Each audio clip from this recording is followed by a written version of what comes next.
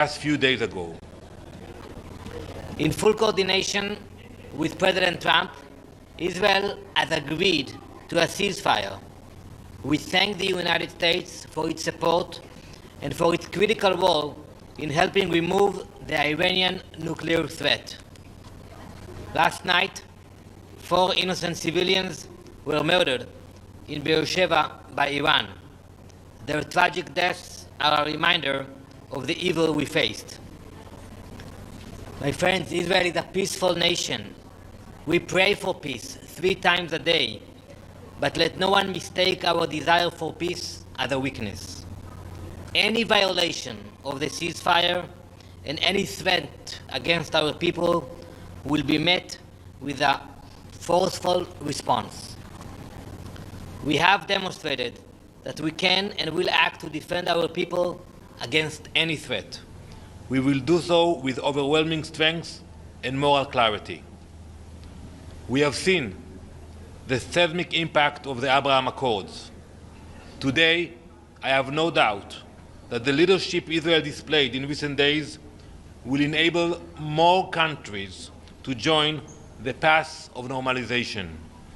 Israel has proven that it can confront the most serious threats in the region and that we will never hesitate to defend our future. Thank you.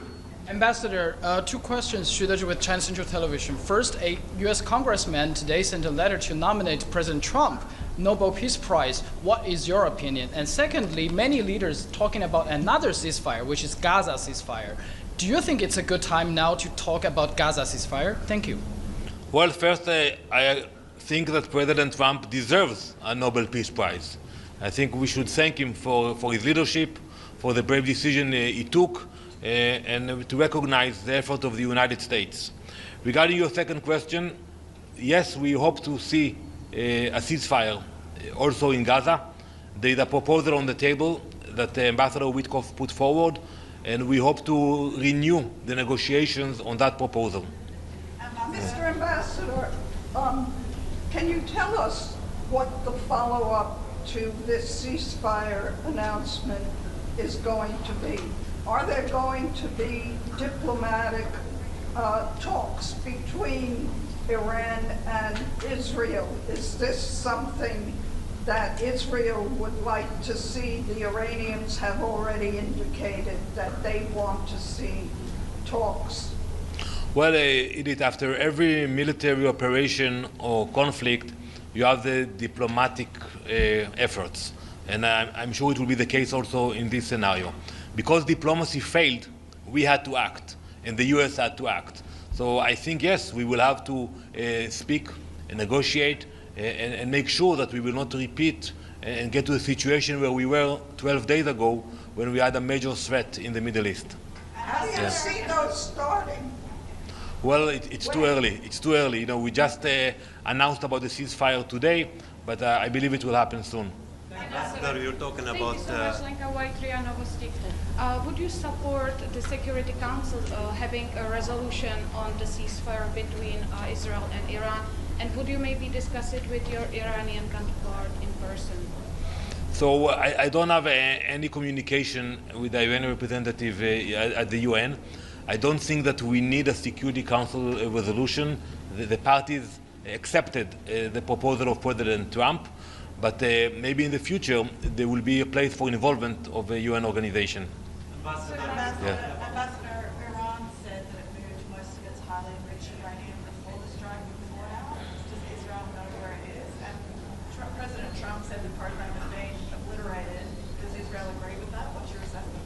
Well, I think it's still early to assess all the strikes. We know we were able to push back the program.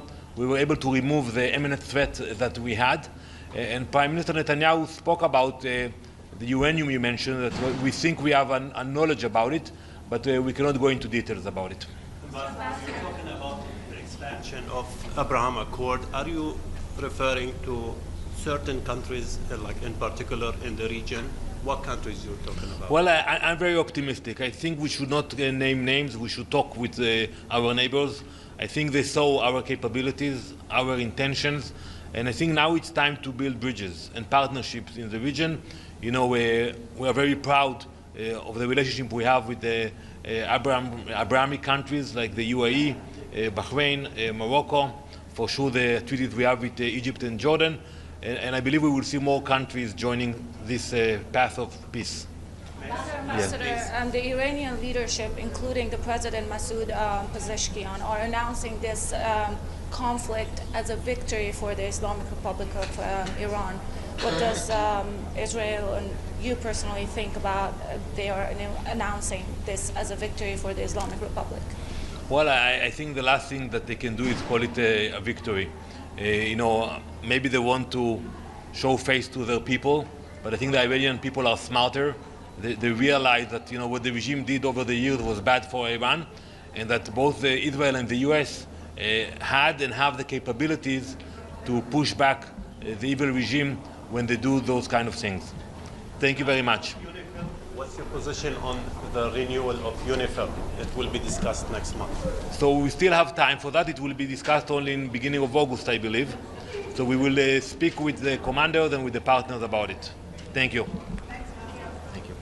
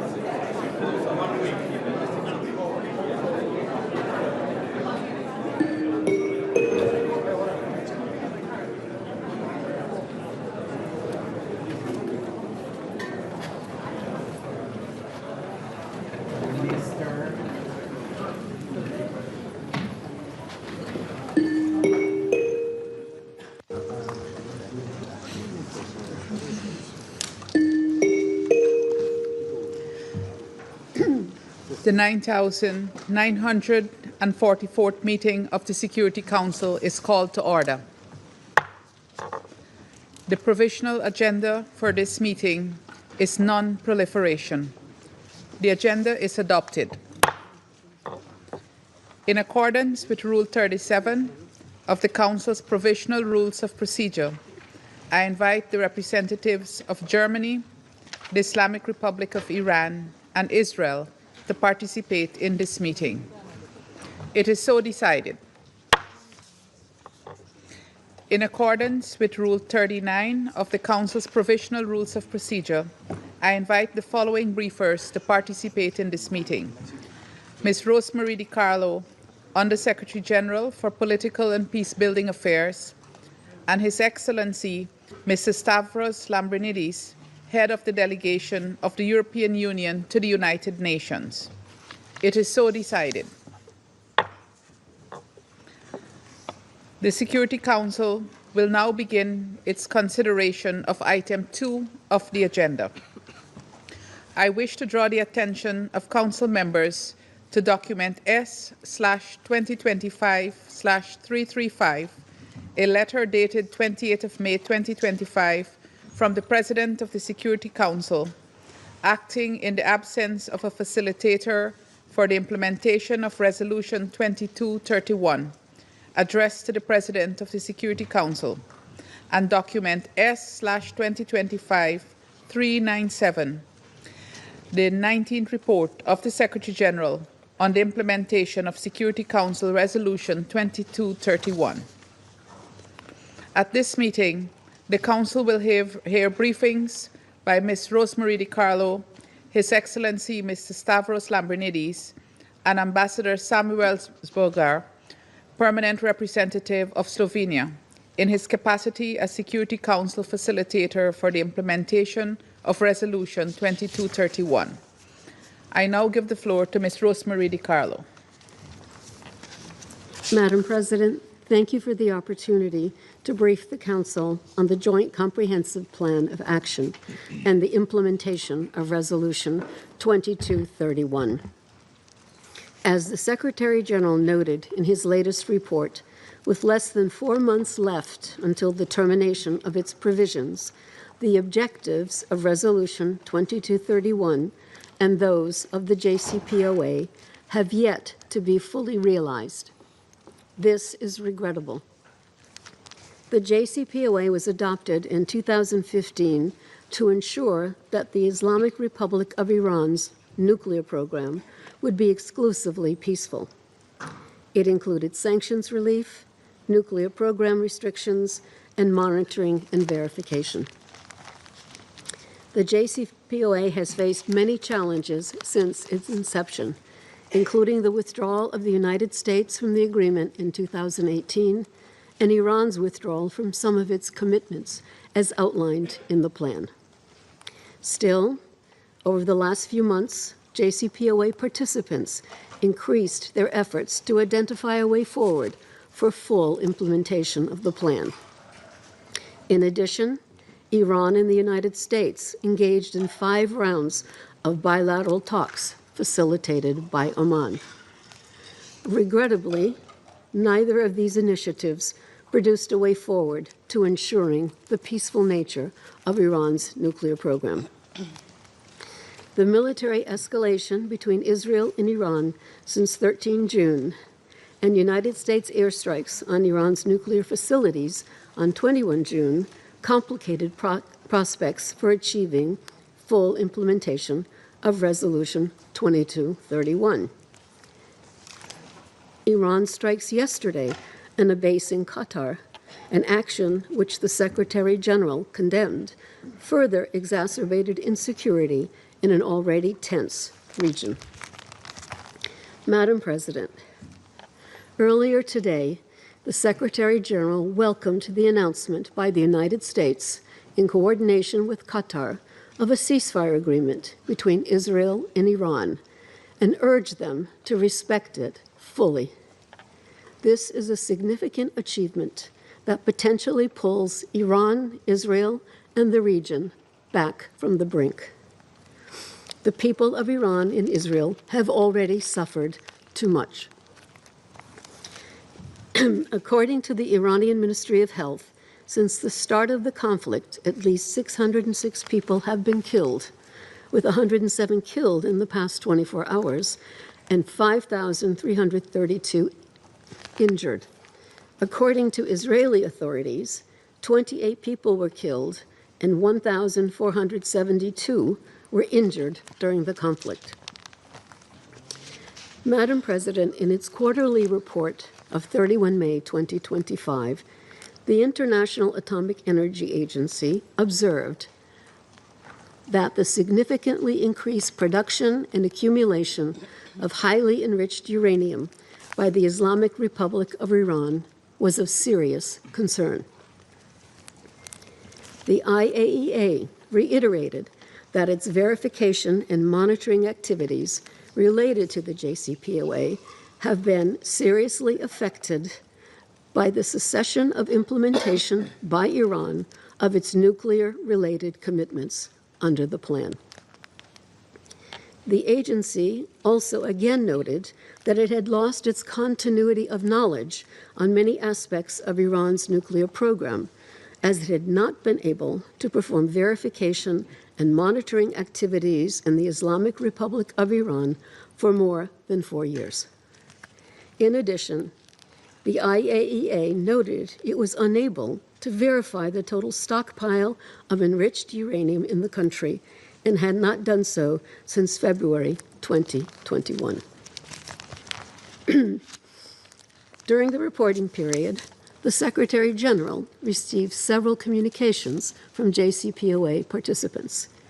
On 17 March, the permanent representatives of China, the Islamic Republic of Iran, and the Russian Federation shared a joint statement adopted at their meeting of 14 March in Beijing, in which they stressed the importance of Resolution 2231, including its timeframes.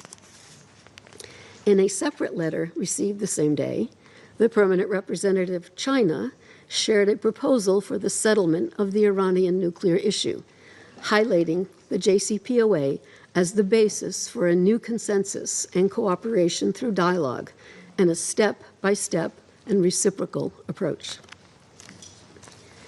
In letters received on 9, 11, and 12 June, the permanent representatives of France, Germany, the United Kingdom, the Islamic Republic of Iran, and the Russian Federation shared their different views regarding the causes of the impasse in the implementation of Resolution 2231. Despite their diverging outlooks, all 5 member states reiterated the importance of negotiations and reaffirmed their commitment to finding a diplomatic solution. Madam President, I'll now turn to the restrictive measures set out in Annex B to Resolution 2231. The only measures that remain in effect pertain to nuclear activities and transfers. Those measures will remain in place until 18 October 2025, unless decided otherwise by the Council. The Secretariat received no allegations of violations of these provisions during the reporting period. Moreover, no new proposals have been submitted in the procurement channel in the last 6 months of the reporting cycle. The Security Council, however, received 8 notifications regarding the nuclear-related restrictive measures for certain activities consistent with the JCPOA. Madam President, at the heart of this conflict is the nature of Iran's nuclear program. Following the deadly clashes of the past 12 days, the ceasefire agreement is an opportunity to avoid a catastrophic escalation and achieve a peaceful resolution of the Iran nuclear issue. Diplomacy, dialogue, and verification remain the best option to ensure the exclusively peaceful nature of Iran's nuclear program and to bring about concrete economic benefits to the people of Iran. As the Secretary General said earlier today, the United Nations stands ready to support all efforts that advance peace, dialogue, and stability in the region. And finally, Madam President, the Secretariat will continue to support the implementation of 2231 until the termination date of 18 October. I'd like to take this opportunity to thank His Excellency Samuel Zbogar of Slovenia for his leadership as Security Council facilitator for the implementation of the resolution. I also thank the coordinator of the Procurement Working Group of the Joint Commissioner for our continued cooperation. Thank you, Madam President. I thank Ms. DiCarlo for her briefing. I now give the floor to His Excellency Mr. Stavros Lambrinidis. Thank you, Madam President. It is an honor to have the opportunity to address the Council on behalf of the High Representative of the European Union for Foreign Affairs and Security Policy, Ms. Kaja Kallas, in her capacity as coordinator of the Joint Commission of the Joint Comprehensive Plan of Action. I would also like to thank Secretary General Antonio Guterres and the Secretariat for their work related to the implementation of Resolution 2231, as well as Slovenia as the facilitator of Resolution 2231. We take note of the 19th report